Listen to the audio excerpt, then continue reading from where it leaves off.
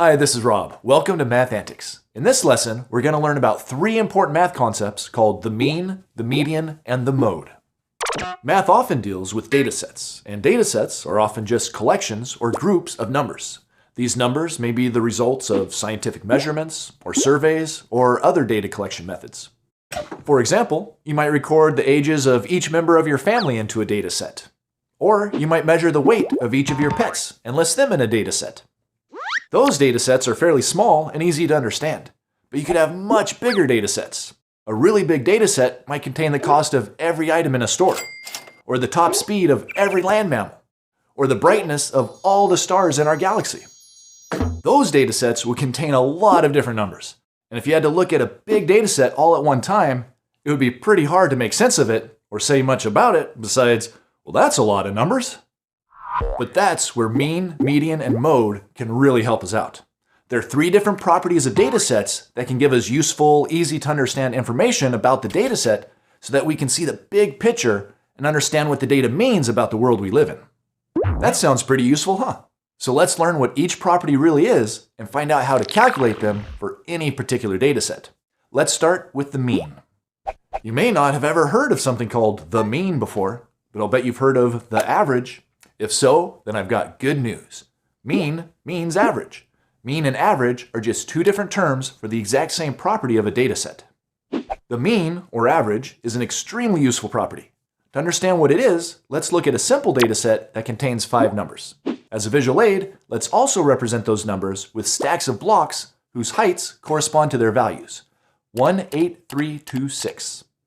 Right now, since each of the 5 numbers is different, the stacks of blocks are all different heights. But what if we rearrange the blocks with the goal of making the stacks the same height? In other words, if each stack could have the exact same amount, what would that amount be? Well, with a bit of trial and error, you'll see that we have enough blocks for each stack to have a total of 4. That means that the mean, or average, for our original data set would be 4. Some of the numbers are greater than 4, and some are less. But if the amounts could all be made the same, they would all become 4. So that's the concept of the mean. It's the value you'd get if you could smooth out or flatten all of the different data values into one consistent value. But is there a way that we could use math to calculate the mean of a data set? After all, it would be very inconvenient if we always had to use stacks of blocks to do it. There's got to be an easier way. Oh, man. To learn the mathematical procedure for calculating the mean, let's start with blocks again. But this time, instead of using trial and error, let's use a more systematic way to make the stacks all the same height. This way involves a clever combination of addition and division.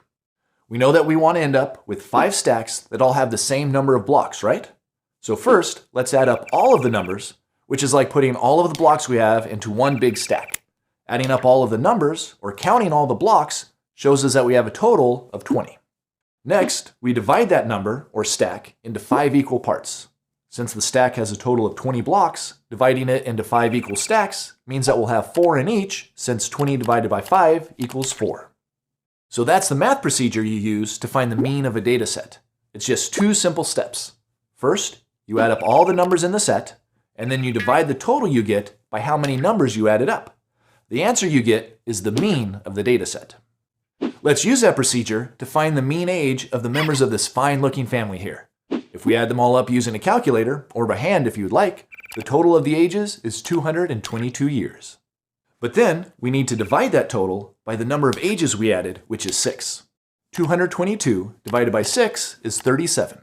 So that's the mean age of all the members in this family. Alright, that's the mean. Now what about the median? The median is the middle of a data set. It's the number that splits the data set into 2 equally sized groups or halves. One half contains members that are greater than or equal to the median, and the other half contains members that are less than or equal to the median. Sometimes finding the median of a data set is easy, and sometimes it's hard. That's because finding the middle value of a data set requires that its members be in order from the least to the greatest, or vice versa. And if the data set has a lot of numbers, it might take a lot of work to put them in the right order, if they aren't already that way. So to make things easier, let's start with a really basic data set that isn't in order. It's pretty easy to see that we can put this data set in order from the least to the greatest value just by switching the 2 and the 1. There, now we have the data set 1, 2, 3, and finding the median or middle of this data set is easy. It's just 2, because the 2 is located exactly in the middle. That almost seems too easy, doesn't it? But don't worry, it gets harder. But before we try a harder problem, I want to point out that sometimes the mean and the median of a data set are the same number, and sometimes they're not. In the case of our simple data set, 1, 2, 3, the median is 2, and the mean is also 2, as you can see if we rearrange the amounts or follow the procedure we learned to calculate the mean. But what about the first data set that we found the mean of? We determined that the mean of this data set is 4. But what about the median? Well, the median is the middle, and since this data set is already in order from least to greatest, it's easy to see that the 3 is located in the middle, since it splits the other members into 2 equal groups. So for this data set, the mean is 4, but the median is 3. So to find the median of a set of numbers, first you need to make sure that all the numbers are in order, and then you can identify the member that's exactly in the middle by making sure there's an equal number of members on either side of it. Okay, so far so good. But some of you may be wondering, what if a data set doesn't have an obvious middle member? All of the sets we've found the median of so far have an odd number of members. But what if a set has an even number of members, like the data set 1, 2, 3, 4? There isn't a member in the middle that splits the set into 2 equally sized groups. If that's the case, we can actually use what we learned about the mean to help us out. If the data set has an even number of members, then to find the median, we need to take the middle 2 numbers and calculate the mean or average of those 2.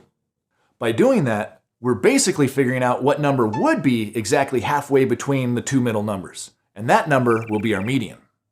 For example, in the set 1, 2, 3, 4, we need to take the middle 2 numbers, 2 and 3, and find the mean of those numbers. We can do that by adding 2 and 3, and then dividing by 2. 2 plus 3 equals 5, and 5 divided by 2 is 2.5. So the median of the data set is 2.5. Even though the number 2.5 isn't actually a member of the data set, it's the median, because it represents the middle of the data set, and it splits the members into 2 equally sized groups. Okay, so now you know the difference between mean and median, but what about the mode of a data set? What in the world does that mean? Well, mode is just a technical word for the value in a data set that occurs most often. In the data sets we've seen so far, there hasn't even been a mode because none of the data values were ever repeated. But what if you had this data set? This set has 6 members, but some of the values are repeated. If we rearrange them, you can see that there's 1, 1, 2 2s, and 3 3s. The mode of this data set is the value that occurs most often or most frequently, so that would be 3 since there's 3 3s. Now don't get confused just because the number 3 was repeated 3 times. The mode is the number that's repeated most often, not how many times it was repeated. As I mentioned, if each member in a data set occurs only once, it has no mode. But it's also possible for a data set to have more than one mode. Here's an example of a data set like that. In this set, the number 7 is repeated twice, but so is the number 15. That means they tie for the title of mode. This set has 2 modes, 7 and 15. Okay, so now that you know what the mean, median, and mode of a data set are, let's put all that new information to use in one final real-world example. Suppose there's this guy who makes and sells custom electric guitars. Here's a table showing how many guitars he sold during each month of the year. Let's find the mean, median, and mode of this data set. First, to find the mean, we need to add up the number of guitars sold in each month. You can do the addition by hand or you can use a calculator if you want to. Either way, be careful since that's a lot of numbers to add up and we don't want to make a mistake. The answer I get is 108. So that's the total he sold for the whole year. But to get the mean sold each month, we need to divide that total by the number of months, which is 12. 108 divided by 12 is 9. So the mean, or average, is 9. Next, to find the median of the data set, we're going to have to rearrange the 12 data points in order from smallest to largest so we can figure out what the middle value is. There, that's better. Since there's an even number of members in this set, we can't just choose the middle number. So we're going to have to pick the middle 2 numbers and then find the mean of them.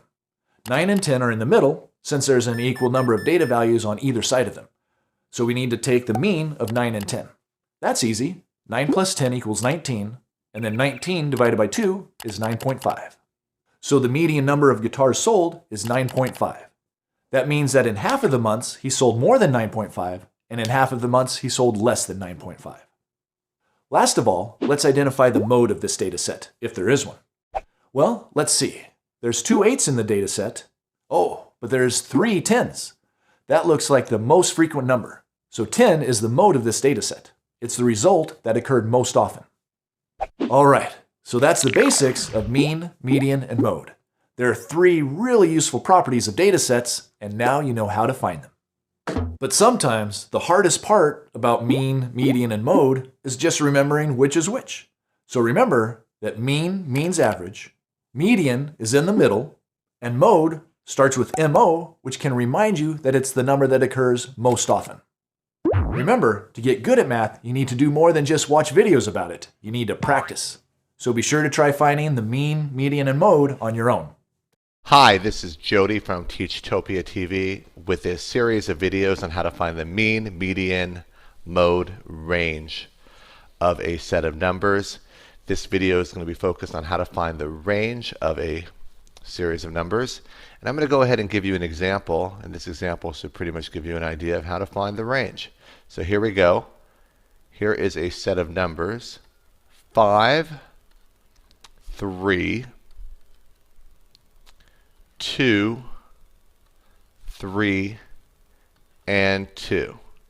So right away you should look and see there are 1, 2, 3, 4, and 5 numbers. The first thing you do whenever you're given a set of numbers and you're told to find either mean, median, mode, or range for it, and that's the arithmetic mean, you are supposed to go and put them in order from least to greatest. So let's go ahead and do that. 2, 2, 3, 3, and 5. Now, for the specific problem, we were told to find the range. So let's write that down. Find the range. So we go ahead and write down find the range. So we're finding the range here. What we simply do is we look for the number with the least value and the number with the greatest value. The number with the least value would be 2. The number with the greatest value will be 5. And all we do is find the difference of the number of the least and greatest value after we put them in order from least to greatest. So let's go ahead and do that. 5 minus 2 is 3. The range, therefore, is equal to 3. Now, there are still a number of ways you get this wrong. The first way you could get this wrong is by simply not taking the set of numbers you are given and put them in order from least to greatest. That is critical whenever you're doing a problem that involves mean, median, mode, and range. Another way you get this kind of problem wrong is by not transferring the numbers correctly, making sure that here we have the 2 brought down here, here we have the 2 brought down here, here we have the 3 brought down here, we have the 3 brought down here, and then finally the 5. But once we had the numbers in order from least to greatest, we simply went 2 through 5, 2 being the least value, 5 being the greatest value, 5 minus 2. The difference here is 3, and that is also our range of the set of numbers. Okay, that is a brief tutorial by Teachtopia TV on how to find the range.